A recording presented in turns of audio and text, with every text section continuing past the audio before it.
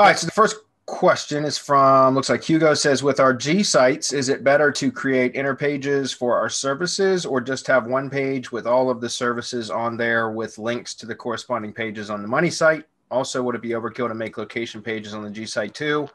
Or is the root page enough and then add internal links from there?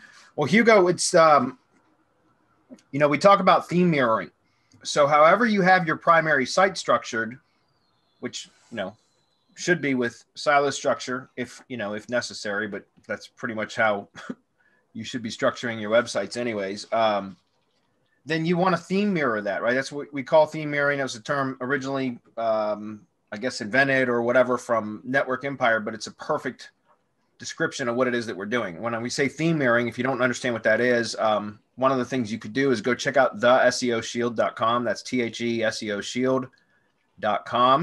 And you can go through that training, which will give you some insight as to what theme mirroring is and how to do it with your Gsite. Also, there's another resource that I can send you to that's free which is semanticmastery.com/process.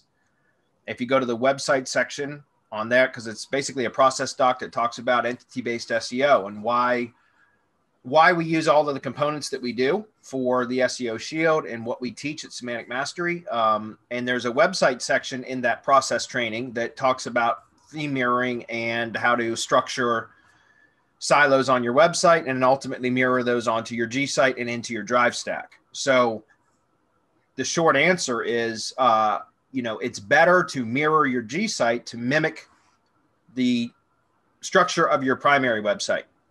So yes, it would be better to have separate pages for each one of your top level services, as long as it's, a top level service that would have its own silo or category on your money site, if that makes sense. Marco, you want to comment on that? No, I totally agree. We talk theme mirroring so much, but people get confused maybe, and they think Elementor and Divi rather than the theme that we're talking about, which is how your website is constructed, how the content on your website is constructed, how you've constructed the categories. That's the theme that we're talking about, because you're going to take those and you're going to move them to the Gsite as extensions. The branded stack is usually the same for everyone. But what's going to differ is when you order those extensions according to how you've set up your website. If you're local, this is where some complexity comes in, because you have to decide city pages, services, like how many cities are you going? But what about states? Are you going to go after different states? How are you going to do this? Because you develop that on the website, how it is that you're going to target that. You have that plan. Please don't build out like this intricate mind map of how it is that you're going to build the website. Choose 3 categories, leave it that way, and see where Google leads you through analytics, search console, and insights in the GMB. Google will tell you. It's really interesting. If you use it correctly, people are being misled because they're being told that analytics and search console and insights are not accurate. They're not for the most part, but that's because the information could be backed up a little bit, but it's AI working in there. And it's AI talking about the impressions and where you're getting impressions, how you're getting impressions, the pages that are getting impressions, and how people are interacting with the pages that are getting impressions. There's a lot of valuable information in there. And so that's how you're going to start building out then any other category. According to the information that you're getting, you're going to copy into the Gsite extension. The GMB will be set up the same way. Your press release stacks will be built the same way. I'm not going to say how I'm doing press releases exactly.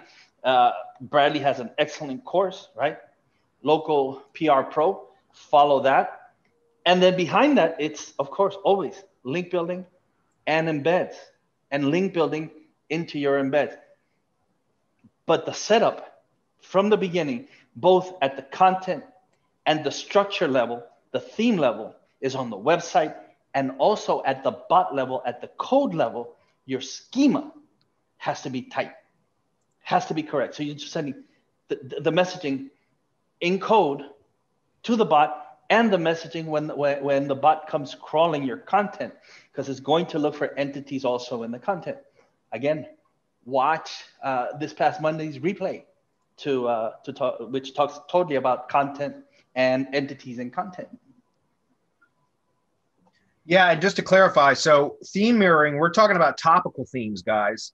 So we're not talking about a WordPress theme. We're talking about topical themes. That's so when you're theme mirroring, you're mirroring the topical structure of your site, your main site, onto your other assets, your other branded assets where possible. So that, you know, and again, we can do that with the Gsite, the Drive Stack. You can do with press releases, GMB posts. I mean, it's and we try to mirror that same topical theme structure across all of those assets because it kind of creates that mirror, that picture in picture, like mirror image type thing that Marco talks about with iframe stacking. And again, I just wanted to point out where that is. If you go to that URL I shared, semanticmastery.com/process, it's free, guys. This is a process template. And if you go into the website tab here, you can scroll through and I talk about simple silos, complex silos, physical versus virtual silos. Then I also talk about using tags for those of you doing local, which is what pretty much all I do. I use tag silos to create location-based silos instead of typical category structure. It works really, really well. It also eliminates some of the complexities or the the conflicts that occur if you try to use a traditional category silo structure on a WordPress site where you're sharing the same location silos across multiple topical categories, or vice versa, trying to share topical categories across location silos. It creates URL conflicts if you try to use all just the traditional category structure.